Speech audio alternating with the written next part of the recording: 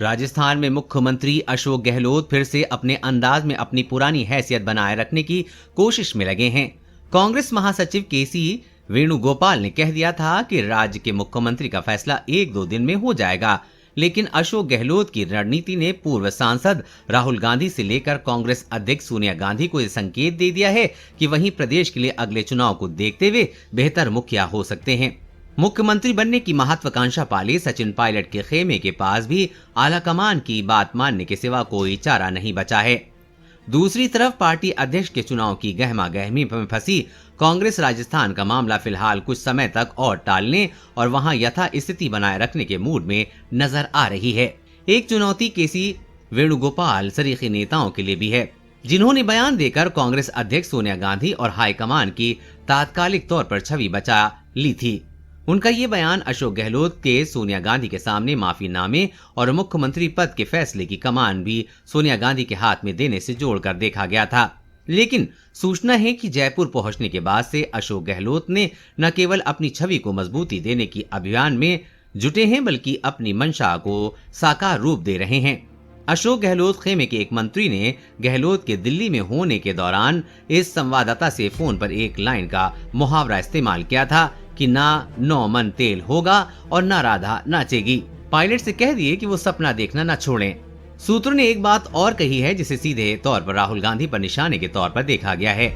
अशोक गहलोत ने यह भी कहा था कि एक व्यक्ति एक पद का सिद्धांत चुने हुए नेता पर लागू नहीं होना चाहिए। राहुल गांधी ने भारत जोड़ो यात्रा के दौरान इस खारिज करने में देर न लगाई थी। राहुल ने यह बयान सार्वजनिक रूप से देकर एक तरफ से अशोक गहलोत की बोलती बंद कर दी थी और अगले दिन अशोक गहलोत को खुद को ठीक करना पड़ा था। टीम गहलोत के सूत्र का कहना है कि 70 साल के कांग्रेस के नेता, 3 बार के मुख्यमंत्री, पूर्व केंद्रीय मंत्री, पार्टी के पूर्व अध्यक्ष, AICC के पूर्व महासचिव को ये अखरना स्वाभाविक है। अशोक गहलोत को अपना नेता मानने वाली एक और विधायक का कहना है कि पार्टी को विधायकों की संख्या और राय पर ध्यान देना चाहिए। थोपने की परंपरा कभी लंबा नहीं चल पाती है। सचिन पायलट को जमीनी हकीकत समझने की नसीहत। सचिन पायलट की महत्वाकांक्षा पर राजस्थान के एक और बड़े कांग्रेस नेता का तंज। वो कहते हैं कि पायलट को समझ लेना चाहिए कि उनकी रणनीति की नाव नदी में नहीं है, ये गाड़ी पर सवार है। सबसे बड़ी कमजोरी ये है कि पायलट के समर्थन में 2 दर्जन से अधिक विधायक नहीं हैं। वो संख्या बल में कमजोर हैं, जबकि कांग्रेस के 2/3 विधायक अशोक गहलोत को न केवल अपना नेता मानते हैं, बल्कि उनके मुख्यमंत्री रहते खुद का भविष्य सुरक्षित समझते हैं। इसके समानांतर सचिन पायलट के पास केवल कांग्रेस पार्टी के पूर्व अध्यक्ष राहुल गांधी का दिया हुआ भरोसा, प्रियंका गांधी का दिया हुआ विश्वास और कांग्रेस अध्यक्ष का आश्वासन है। सूत्र का कहना है कि जैसे सचिन स्वयं को कांग्रेसी बताते हैं, उसी तरह से पार्टी के भी सभी विधायक, मंत्री, नेता भी कांग्रेस के ही हैं। सब पार्टी के भले के लिए ही काम कर रहे हैं। अध्यक्ष चुनाव के बाद ही किसी नतीजे की उम्मीद।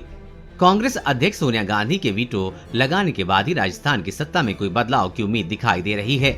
मध्य प्रदेश के एक वरिष्ठ नेता के कहना है कि मामला थोड़ा पेचीदा हो गया है।